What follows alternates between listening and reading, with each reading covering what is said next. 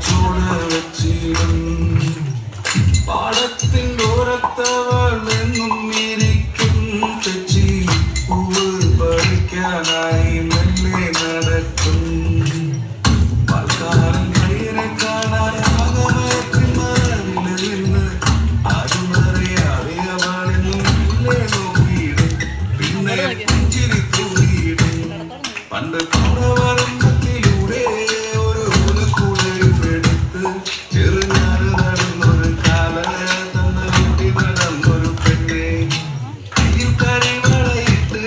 കണ്ണിൽ കൺമഷി കൊണ്ട് വരച്ച് പിന്നെ മുടിയൊക്കെ വിരിച്ച് നല്ല ചേരുള്ള പാടയിട്ട്